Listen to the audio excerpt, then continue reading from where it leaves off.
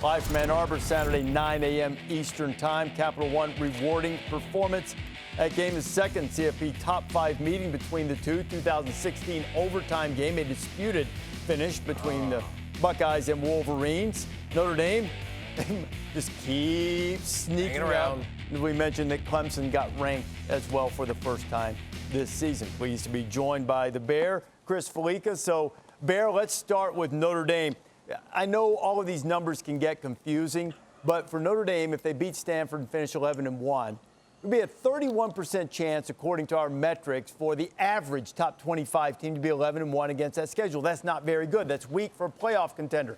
How do you view Notre Dame? And I'd love to know what the number would be, and I'm sure somebody in sync can get that for us by the end of the interview. Like, what would the percentage be for a top upper echelon top 25 team, because that's what we're talking about. The best teams in the top 25 to go 11-1 or 12-0 against that schedule. And this isn't a dig on Notre Dame, but I think they're kind of a placeholder where they are right now, ranked number 6. It's hard if your final 4 games of the season are against an 8-loss Navy team, an 8-loss Georgia Tech team, an 8-loss Stanford team, and a Virginia team that didn't have Brennan Armstrong. I mean, those are their final 4 games. Yes, you beat Wisconsin earlier in the year when Graham Mertz had a turnover implosion. You scored 3 non-offensive touchdowns in the fourth quarter to make that game look like a decisive win, but it really wasn't. Look, Notre Dame is a team that they've gotten better as the year has gone on, but this would probably be, if you go back and look at the worst resume for a team to make the playoff. You probably have to do a comparison maybe with that Washington team in 2016 that made the playoff, where you had a win over 2 wins over a Colorado team that people really didn't. They were not a top 10 team. They had a stroke of good fortune that year, a magical year under Mike McIntyre, and there they were. But they lost on their home field against the best team they played. And you look at Notre Dame, and like if your best win is that neutral site game in Chicago, that's kind of, but look, could they get in? Yes, but I kind of think that they're sitting there waiting maybe for an Oklahoma State-Oklahoma winner to leapfrog them in that final poll. Bear, now that you've told us how bullish you are on the Irish, let me ask you a quick question about the scenario that they would potentially need to get there. Can you kind of go over what would maybe have to happen for them to, because they still have a shot, obviously. What would have to happen in your mind for them to be a team to get in there? They totally have a shot. Any Power 5 team that's 11-1 is going to have a shot. And I think what they need to do is root for Alabama to lose in the SEC championship game. They need to root for Cincinnati to lose to either Houston or East Carolina this week. They need to beat Stanford by 50.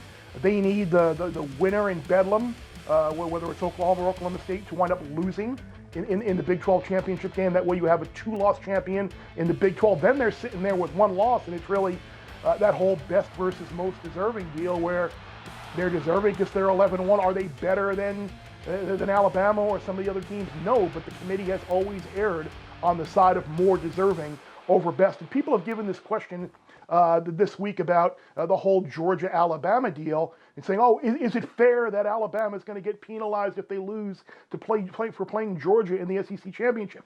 Well, it's the exact same thing that happened to Georgia in 2018. They led the entire game. They lost on a miraculous comeback by Hurts. They were one of the best 4 teams in the country, but they lost the game and they were left out.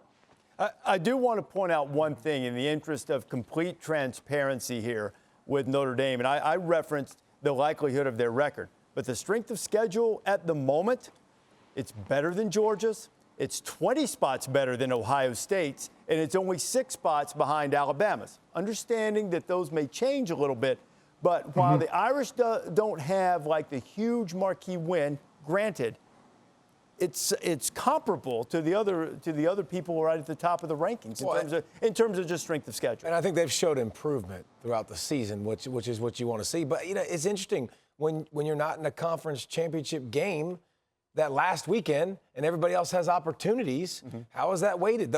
They've talked about it for years. Conference championship is going to matter. It's going to matter to the committee. So it's an unfortunate situation for them, because when you want to control it and you want to go earn it, I don't think they can go earn it as much as they got to wait for everybody else to lose it. Well, they could have if some of the teams on their schedule hadn't face planted, Joey, which they did. They're not the only ones right here that have a lot to watch over the last couple of weeks of the season for sure.